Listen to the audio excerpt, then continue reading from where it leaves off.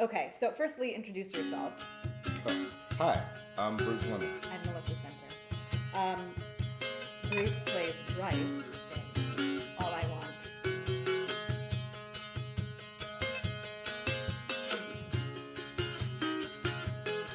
Want. So Bruce is also in a film called Being Black Enough. super creative and very timely and important. And so you were telling me that you're now doing like these shows, Yeah. kind of like moth style. Kind of, yeah. Yeah. It's a show called Unheard LA on KPCC, which Okay. is the NPR affiliate out here. And yeah, it's a community storytelling show, and people come in and talk about where they live or where they're from. It could be like what you do or just stories tied to people from Southern California. Yeah. So we can get to know our friends and neighbors and listen to each other and just learn a little more stuff about, the people that we encounter every day. So is this something that you were brought on to do, or did you create this, or like did you pitch the idea, or what? How did this all come to be? Actually, one of the producers, he's I guess he's my, no, he's not my boss, he's my friend, but he's a producer on the show. Okay. It's his baby, really, and they have been creating this show with me and mine as the host before I even knew it was a thing. And Wait, with you and mine as the host, like yeah. all from the start. That's what he's telling me. He might just be telling me it made me feel good. Ah, that's still pretty cool. But it works for me. I believe it. By the way, there's a dog right here. I don't know if you can. You want to? It's like super what we're Austin doing. Powers. Yeah. I don't know what I'm doing here. I don't either. I have great. no idea how to make a Bloody Mary. I'm assuming you just mix that and some olives in it. But Yes. Now here's my question: do you want to squeeze a lemon? Yeah. Why not? Right? Do you have lemon? I do. I got absolute citron because I figured the combination would be good. Yeah. Kind of like citrusy with some spice and tomato. I'm gonna pour I'm gonna be a weak stir. Little things. My name is Lemon, I guess, as well. Oh, you did that on purpose? Yeah, I didn't do it on purpose. I thought you were crafting these around people. You know what? Unconsciously, you did it on purpose. I think it was completely Yeah. unconscious. Yeah. That's called genius. I mean, I'm a genius. That's what my mom tells me. It's true. All true. Okay, cool. So we're going to put a little splash of Bruce Lemon flavored vodka. Mm-hmm.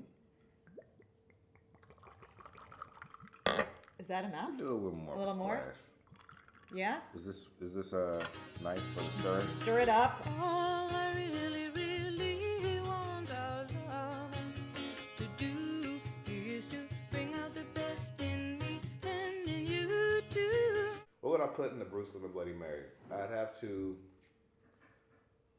I'd make a tall Bloody Mary, and then there'd be I don't want to use just a random stick because, a random stick would be good for stirring, but a good, nice, strong celery stalk would be better, I think. The only thing I don't have is a celery stalk. I'm sorry. So, we can pretend or that Bruce Lemon, Oh no, these are perfect the Bruce way they are. Lemon, what's it called? Bloody Marys, our son's celery sticks. Yeah. That's The what makes it celery special. stick isn't a hard rule. It's negotiable. It's You can negotiable. do a celery stick. You can do a knife. I think it should always be a knife. Yes. Actually, no. It should always be a knife. It should be a knife with. This is the Bruce Lemon. We'd crown lemon. it with like a lemon on top of it. Yes. Okay. And there'd probably be like, I don't know, hella olives and like a slice of bacon in it or something. Ooh, a stick of bacon. Yeah. I don't have bacon in my household because I'm a Jew. That's not why. I just don't really like bacon. Cheers. Cheers. I feel like when I think of you, you're like super chill. Is that just something that you give off? I think maybe this is something I give up. I try to be super chill. I think I'm naturally super chill. Or maybe I'm just trying to be super chill to balance out the chaos surrounding me at all times. You know what they say? Fake it till you make it. That's what I'm doing. I'm really faking it. Really vaguely. It's working. Family, like, do you have other artists in your family? Turns out on my I have a couple artists in the family actually. Okay. And my dad's side of the family, who I didn't really know what the layout was until we got just a little older and found out like my grandmother had like a public access television show. And Oh, she really? had movies, and then Really? my uncle's a musician and all that stuff. So That's that was a interesting. surprise. And then my cousin on my mom's side is the first actor I ever met. Okay. So it's in the family. It's just that I was already doing it before I knew that That was like in the yeah. gene pool. Yeah. Life happens, and I get shifted back into like my hometown and get the reins of a theater company in my hometown, where like there's actually a need for art education and someone to do something as far as like getting some equity, out there. And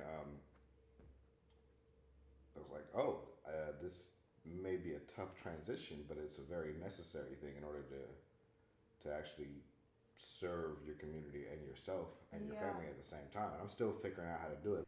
I'm at Cornerstone Theater Company as well. I'm an artistic associate there. Oh, okay. Working around in the AD, Michael Jonker says, and that's great because I got this Princess Grace Award in 2016, which is from the Royal Family of Monaco. To honor Princess Grace Kelly, they established this foundation. There's one in the state and there's one outside in Monaco, and what they do is they honor 21 emerging theater, film, and dance artists every year. And they give you some money to do something specific. For me, it was this apprenticeship at Cornerstone, so I could learn how to do this juggling. I see. Yeah. And that's something that you applied for? Yeah. You apply for it with the institution that you're working with, or with your project, and it goes from there. And I didn't know how big of a deal it was until it really got started. And so like they will follow and support you like. That's amazing. For the remainder of your career or your life, whichever ends first. Like they know about this. Oh yeah. Yeah. That's awesome. Yeah. Cool. They're really like sometimes I have to tell them what's going on, but a lot of them they just say, "Hey, we just found out you're doing this." So like they're watching, they're listening, cool. and they want to be supportive of the next generation of artists. Yeah, I don't know what the hell I'm doing really, but I keep finding out that nobody does. Nobody does, which is crazy. Nobody does.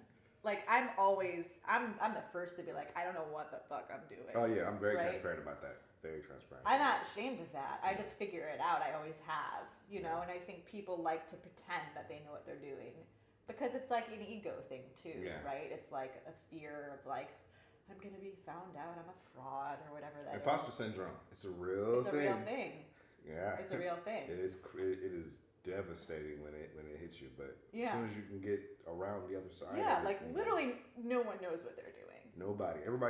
Nope. This thing you haven't done before. This isn't abnormal. This is pretty much how life goes if you choose to live it. Yeah. You will always be doing things that you've never done before. Right. Every moment is something you've never experienced before. So just go for the ride. Yeah. Say yes to things that terrify you. Why not? Yeah. Easier said than done. Yeah, but it's so much fun when you do it. Yeah. I think the like say yes to things you've never done before is cool. And like there's a quote by Martha Graham, something about being artists and like taking leap after leap in the dark, and I'm like, yep, like that's kind of how I live, right? And I think like it's tricky to enjoy that. Do you enjoy it? Because you're like, it's so much fun. I'm like, it's absolutely terrifying. Yeah. I'm the time. always terrified. Yeah. Which is kind of fun, but then I also want to let go of fear because it stops me from doing too many things. But when I can get past it, it's really fun. Yeah. Yes. Yeah. Well, especially when you work through it right and like you accomplish something. Yeah. Then you're like, damn, that's awesome. Yeah. I do think like if you didn't have the fear, I don't know. I was reading something about this. Like you'd be a psychopath. Yeah. You know what I mean? So it's like a good sign when that comes Yeah, because so you're what's like your prayer not for like that? If it wasn't for fear, I'd be scared to death. exactly. Yeah, I love Richard Pryor. He's got some gems. Yeah, if it wasn't for fear, I'd be scared to death. Yeah, that's good. Yeah, yeah. I'm always dying to do something like light and happy, but it's like, well, we gotta get political. It's like, well, we gotta talk about what's going on. I'm like, I just want to laugh sometimes, man. I do children's theater a lot. You do? Yeah. I love it because it's like, oh wait, this is a happy show about putting the bear to sleep. Not about the time, we were all terrified and burned the city down because we were getting beat up by the police. Oh, Jesus. It's like, I really love talking about putting bears to sleep. You do? The song. That's nice. I feel like I'm too jaded or cynical or something. I'm just like, I can't with that. Oh, you can't help it. You can't help it. As soon as they come in the room, as soon as you hear it's like, oh, hey, they're here and they're full of wonder and joy and they haven't been screwed up by us yet. So it's like, oh, this is great. Yeah. It's called What Happens Next. It's a collaboration between Cornerstone Theater Company and Lafayette Playhouse, and I'm really excited about that because it's a bunch of vets sitting in a circle, not necessarily sitting in a circle, but trying to deal with coming home and things that have happened, things that they experienced, and we as civilians will never really understand, what they go through or deal with on a daily basis or have been through, as much as we try. Yeah. But I'm really excited about that. And it was funny that I just came off of a show. I was assistant director for a show at the Kirk Douglas called Elliot, A Soldier's Feud. Yeah. And so I feel like I'm like preparing to like dive deeper into that and dig into telling those stories more and more. So I'm really excited about that. I still haven't heard LA. We have 4 more episodes this year. And 2 of them are scheduled. One's in Baldwin Park, one's in East LA.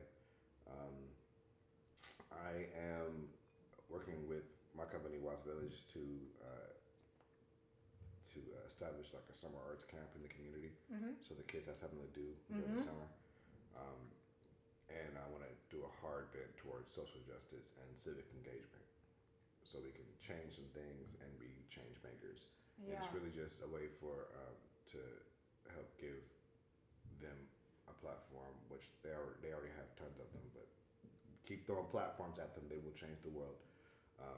To give them a platform, and the adults just like stand back and support them in whatever stories they want to tell or things they want to tackle, because this is theirs. When we're done with it, it's theirs. Yeah. So the handoff should be constantly ongoing. It should never be a moment in time where a gatekeeper is holding all the cards close to the chest. It's like, nah. If we do this, we're gonna keep having these gaps. Yeah. So that handoff should be constant. I want to do my best to be a part of facilitating that. Yeah, that's deep. Right, that's like translates to so many facets of life. Just like needing to hold on to something too tight, and just like energetically, then that's off, and it's not an easy thing to just to be like, let it go. Yeah. But it's like it's the only way. Yeah. Whew. Cool. Yeah. So, if you had one thing to let go of, what would it be?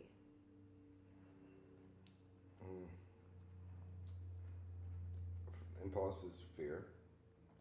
And I'm trying to think of a better way of getting more specific, like